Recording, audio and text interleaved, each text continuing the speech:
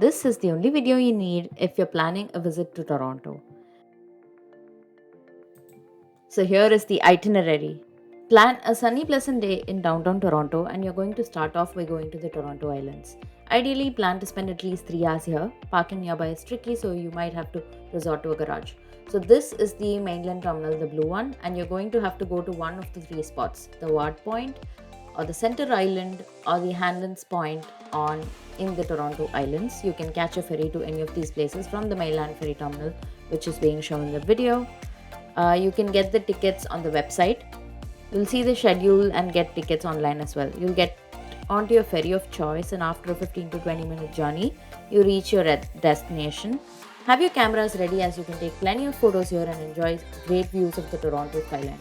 With respect to the ticketing, you do need to book for a certain ferry with the destination and time in mind. However, you can come back in whichever ferry you'd like. I went to Hanlan's Point and walked towards the center island. Here is the ferry docking at Hanlan's Point. I walked towards the center island, taking in all the views and the beaches, but always watch your step because there is bird poop literally everywhere. There are plenty of Instagrammable spots, and it's a quiet, laid back space to spend your day in, especially walking right by the ocean. This is actually a very long beach. Would you believe they have nude beaches here? I was very surprised. I also saw snails and this cute lighthouse. You can't climb on top as I checked. And yes, like I said, you were walking right by the ocean. And yeah, before I knew it, I was in Center Island. You've got all the food spots, the amusement park, and everything actually in this section of the island. My recommendation, especially if you want to cover the island quicker, is that you catch a ferry to the center island and rent a bicycle or the quad cycle at both ends of the island more efficiently from the Toronto Island bicycle rental. And although you have to come back to the center island to actually return it, I also had a Harry Potter moment here where I went through this maze on the center island, and it was a lot of fun.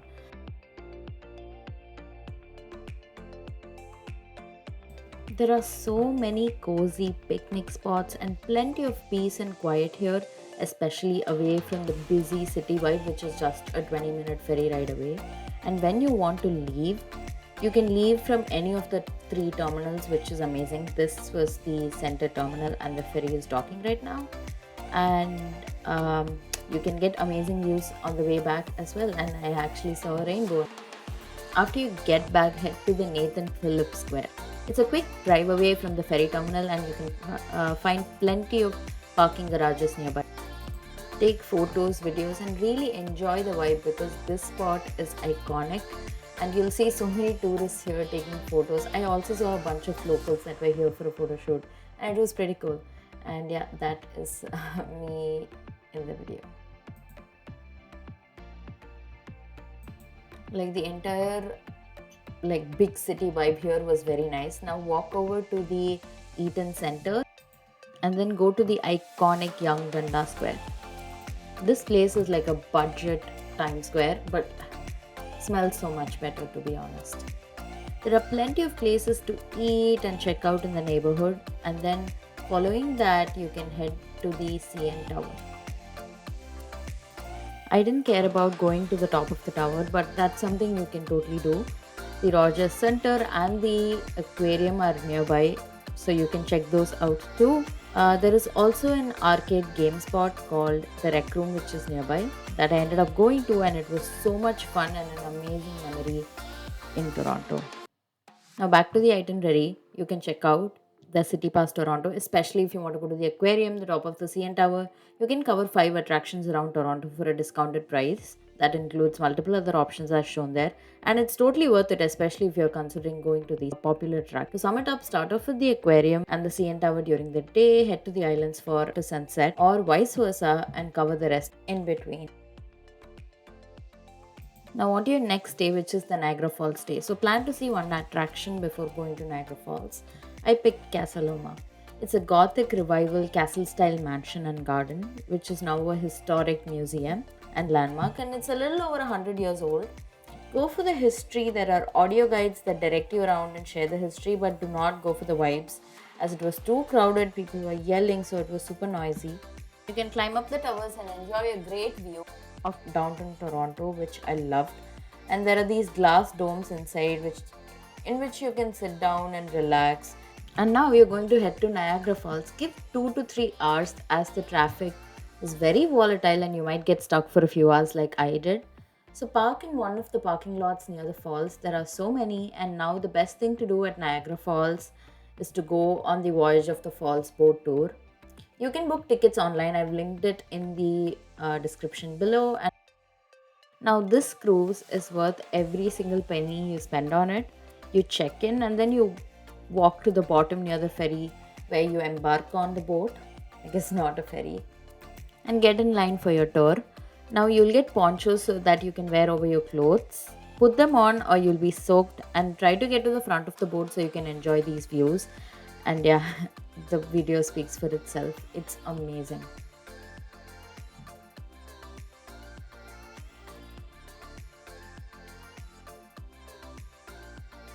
You'll be head on with the falls, so just enjoy the ride and hold on, it gets bumpy.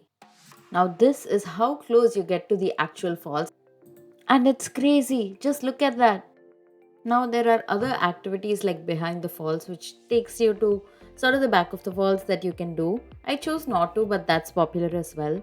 And then just enjoy the views. There is a whole little village with games, scary houses, souvenir shops, restaurants, even a Ferris wheel around, so there's plenty to enjoy. After it gets dark, there's a fireworks show, and you can capture the falls at night, which is beautiful in itself again. And that's something you can enjoy, and you can head on back to Toronto.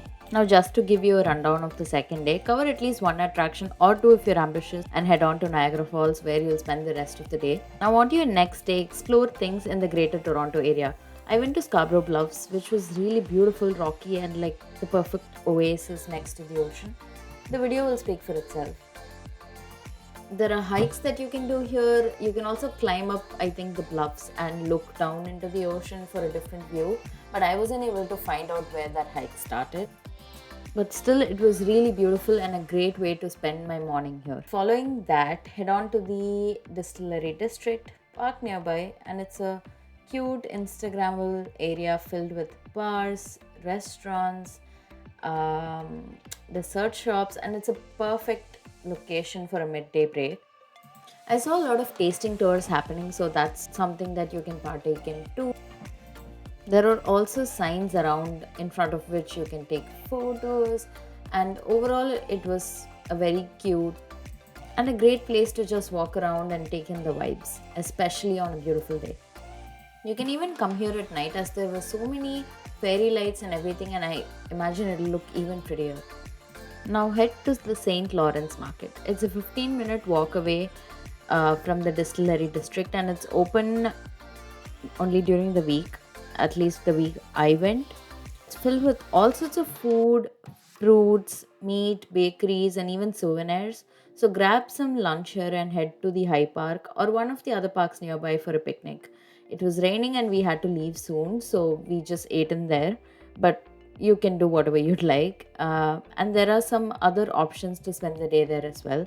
So you can, if you have the city pass, you can go over and cover the remaining one or two attractions and head to whichever place appeal to you the most.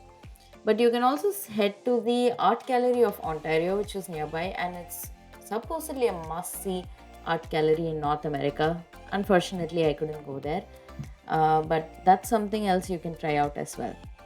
Now on to everybody's favorite section, food. So here's everything I ate in Toronto. I ate pupusas at the Salvadorian place.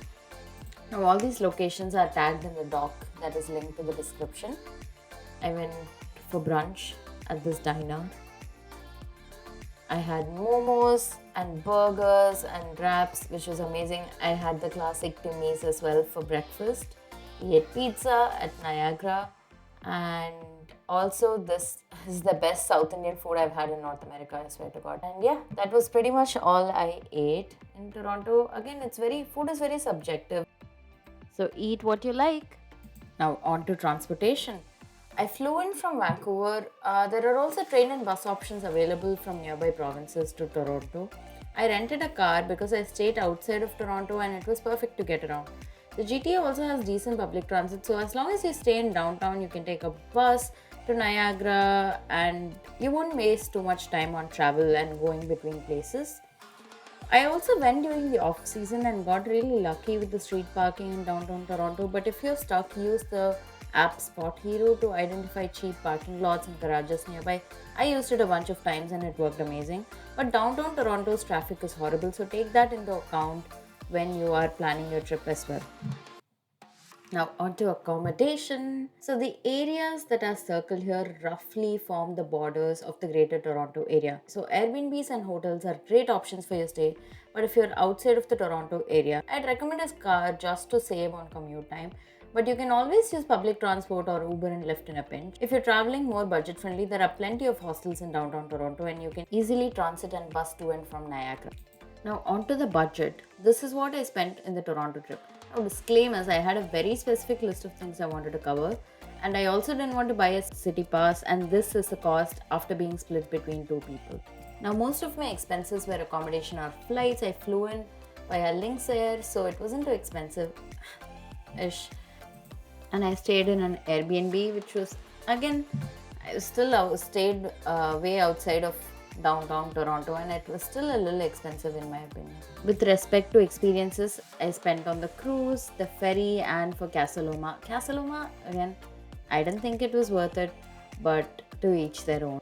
The food was approximately $20 a meal, and the rest of the expenses are all just car related, so it can look different for everyone. And yeah, that's it for the budget. I hope you find this video helpful in planning a trip to Toronto. I've linked a detailed doc with all this info in the description, and please leave any questions you have down below. Have a great week!